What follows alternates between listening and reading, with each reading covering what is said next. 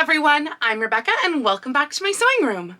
So I have a special treat for you today as far as examining our antique goes, and that is this brand new bodice that I got from eBay because I have no self-control. I kind of went on a bit of a spending spree lately on eBay, and I actually purchased 4 new bodices within the span of about a month, I think. I hadn't bought any since last spring, so I was like, oh, it's okay, I can start browsing eBay again. And then I started browsing eBay, and then I started buying things on eBay, and now I have 4 new pieces to show you. So this is one of them. This is probably the one of the 2 that are in the best condition. Honestly, the condition on this one is almost flawless. It's amazing, and I wish I could wear it because, I mean, look at it. Now, one of the projects that I did attempt before filming this video was I actually attempted to make my dress form smaller. I shaved off a whole bunch of the foam of the dress form and was like, great, I got the waist size down, I got the bust size down, the back, everything is down. It's still not small enough for these antiques. Someday I'll make a dress form that fits or something like that, or maybe I'll shave this one down even more. But as you can see, it's close, but not quite. But you might notice that this bears a little bit of a resemblance to another bodice, the one that I just made. And I actually picked this up after I had, I think, finished this one, or at least almost finished this one. And opening this up and realizing, like, this shirring in particular, realizing the resemblance that that has to the shirring that I did on this, they are basically of an era. We're talking late 1890s here for both bodices, and it just makes me kind of happy that it's like, I got that detail right. Anyway, I digress. Let's go ahead and start examining this beauty. So I want to start by saying that this is honestly probably the most exquisite tailoring that I have in any of my pieces. I mean, things like the drape of this collar are just phenomenal, and this is all done in wool. Well, this part is wool, and it's a gorgeous navy blue, rather lightweight, but a little bit on the fuzzy side suiting. It does have a few holes here and there sprinkled throughout, which, you know, that is par for the course for something of this age. And then this part right in here, I believe this may also be a wool or possibly a wool silk blend with that sheen in there, but it is a twill, if you can see that twill pattern in there. It is a twill, and it's, again, very, very lightweight, and they have ruched it up with 2 lines of stitching with each of these ruches. They have ruched that up, pulled all those gathering stitches, and then it is attached down to the bodice down below. And this ruching detail actually is both in the front and the back, which is quite exquisite. We'll take a look at the back shortly. The front closes down the center front with hooks and eyes, and you can see this is a little lap that extends past the eyes by about 1 inch so that it covers all of the overlap. And again, we have the ruching on both sides here. The sleeve is a really nice drape to it. You can see that it could be quite large, but because of the soft wool, it probably did not stand out very far. It probably did wear with at least a fair amount of drape, because again, in the 1890s, they did not typically wear an understructure underneath their sleeve, so it's whatever was built into the sleeve, and I can't see this holding its own even when it was new, and there's no sort of anything in here that it's going to cause it to really stand out. But that drape continues down here. This is a standard leg of mutton where it just gets narrower on its own down at the bottom, but it is all one piece. Right down here at the cuff, I found this interesting because this probably means that there was a cuff or something that was attached here. This is a thread bar right here, so maybe it was a bow, or maybe there was a full cuff that went over the outside of this sleeve. Inside, the sleeve has a facing of the same navy blue wool, and then you can see the polished cotton that is the lining of the sleeve right in there, but those hand whip stitches are really just lovely, and this, I believe, is also all hand stitched, just whip stitches. Since we've been talking about collars lately in these examination videos, one thing that I want to point out with this collar is that it is again just applied over the inner collar. You can see that when we open it up, this is the finished part of the bodice right here, and then this is the collar just applied on the outside here, and then you can see the hook that is on here on the collar is different from the ones in the bodice. But we'll get more on the inside very soon. A couple other things to note before we move on to the back. The bodice in the front is all one piece, and then there's the darts. There's 2 darts there. And if you notice while I flip this collar up, the underside of the collar is actually the same fabric as what is ruched here. And again, it's just exquisite tailoring, and you see the underside as it drapes.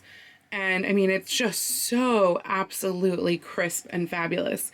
When we lift this up, we can also see the, I don't know that I want to say cartridge pleats, but it is either cartridge pleats or very dense gathers of the sleeve head up here.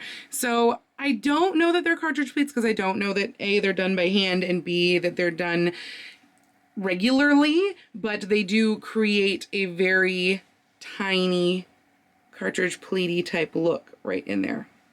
And you can just see all of the crispness right here with the way that collar folds inside to get this shape. And the collar is tacked here, by the way, so we can't open it up here. The tacks are starting to come undone right at the bottom, but it is tacked in place here, which is helping to create that line. The tacks, again, they stop there, so it's still just pressed in place for the rest of the way down. Okay, let's take a look at the back. I did say that the back was exquisite, didn't I? I mean, look at that. We get the repeat of the shirring in the back here, and it's done just the same way that it is in the front, except of course the shape of the panel is different. And then we also get the echo of those front folds of the collar coming down in the back. I kind of wish that I knew how this was patterned, because I feel like this just looks phenomenal and so absolutely sharp, but I haven't the foggiest how they might have done this. Again, it is tacked to here, but it is loose underneath with the folds there and loose down here at the bottom. It's just like, oh my gosh. And you can see again the super dense pleats or gathers of the sleeve, and they stop here, so just a little bit above the back seam. Speaking of seaming, we have a lot of seaming going on in the back. I mean, we only had the one piece in the front, but in the back we have 1, 2, and 3, and look how narrow these center ones are. So there are 6 pieces total in the back, 3 on each side, and that's just, of course, the fitted bodice section, not including all of our decorative type sections. So really there's, I guess, like 9 pieces that make up the back, and of course that doesn't include the interior actual structure. But I mean, just wow, right? Yeah, I would wear that in a heartbeat.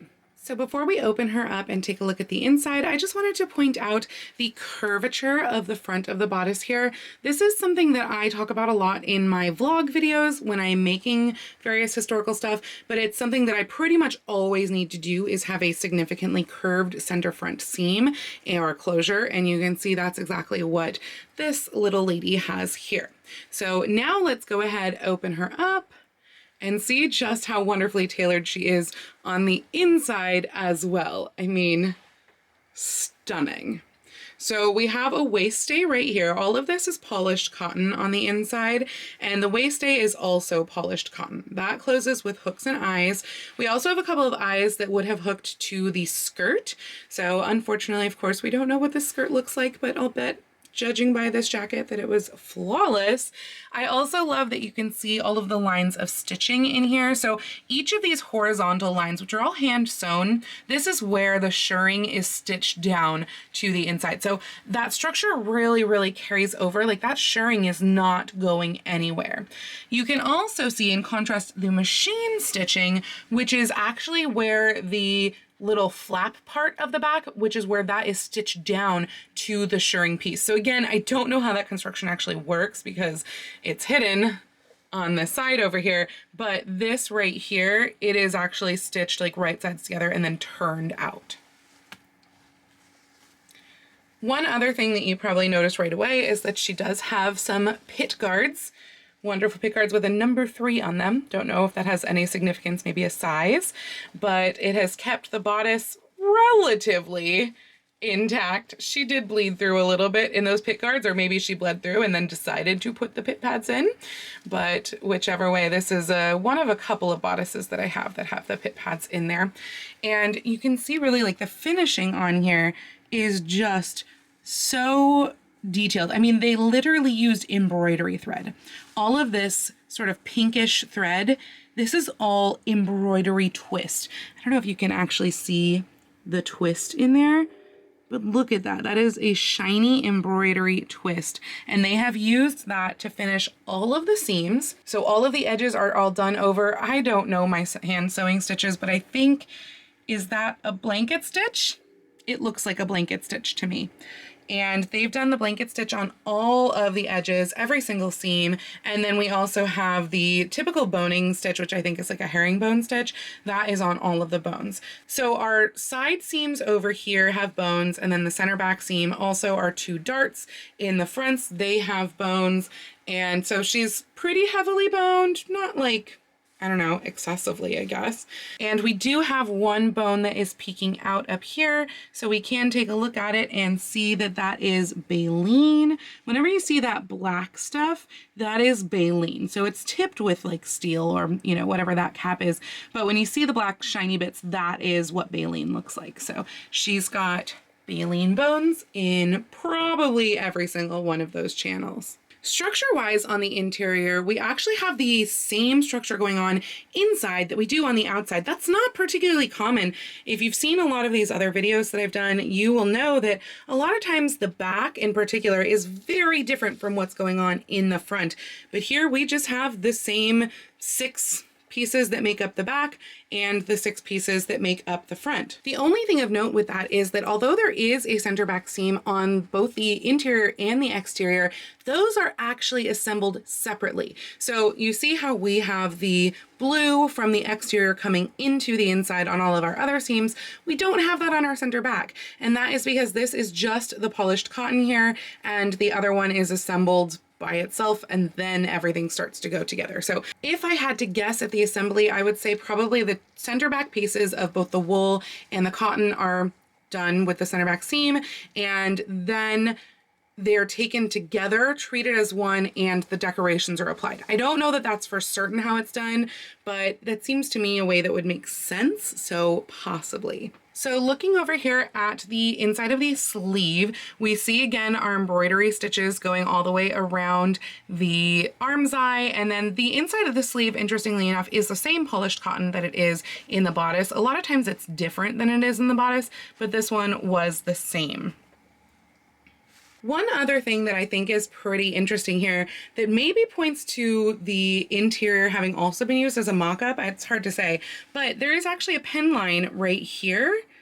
It's only on this side, but it's across these pieces, and it seems to be marking the waist. So if that's the case, that's very interesting that they were maybe marking the waist on a mock-up and then putting it together and using it as the final. And again, over here on the front, you can see how we have the machine stitching for the edge of the flappy collary bit, and then the hand sewing of the shirring on the inside.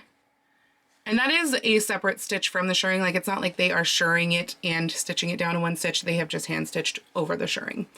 Also, I love that all of these hooks, which are pretty sizable hooks, by the way, but they're actually all done like in one.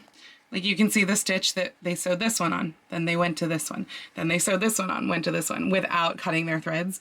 I kind of love when you see like the jump stitches, because I can't bring myself to do that yet. That's only for these top ones, which are spaced a little bit farther apart. Then down here, we actually get into much more dense hookage. The hooks are really close together here. I think that's probably about an inch, maybe 1.25 inches apart with all of those hooks. And we have the really fine, tiny whip stitches going along the facing of where the hooks are. Same with down here, same tiny, tiny whip stitches, and same with over here up this side. This is interesting construction right here, honestly, with this sort of under flap right here, because it is inside on the front layer. So this front of the bodice is stitched down again with tiny hand stitches around the eyes, and it's stitched to this, but then this on the inside goes farther out and is stitched down to the interior polished cotton. So I think that is about it construction wise. Let me see if I can pull off a couple of measurements for you. And otherwise this one's, I mean, structure wise, it is pretty straightforward. The big mystery is really just how do they do this amazing collar? If you have any ideas, please do let me know in the comments. So taking the measurements laid flat, she has a 25-inch waist and about a 32.5 or 33-inch bust. I have to actually pull it taut to get the shaping out for the measurement, but I think it's just about 33 inches, which is why it doesn't fit my form, because my form is still 36 inches. It does actually fit my form at the waist, except that it can't get there because the bust doesn't fit. So what are you gonna do? But she is such a beautiful and beautifully tailored addition to my collection.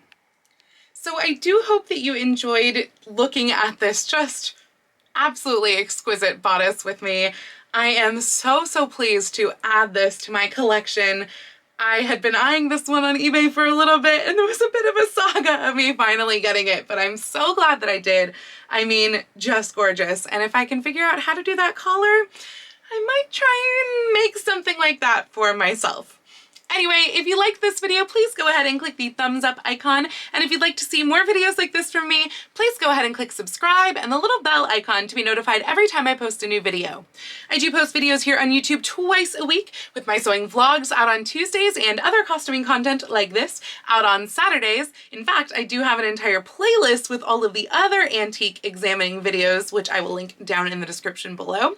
And I also post to Instagram every day, so please do go ahead and check out my Instagram. That's at Lady Rebecca Fashions. And if you'd like to help support all of the work that I do on this channel and my eBay habit, I do have a link to my Patreon and my Ko-fi down in the description below. Speaking of which, I would like to take this moment to thank all of my wonderful patrons who really make this channel possible. Thank you all so much from the bottom of my heart.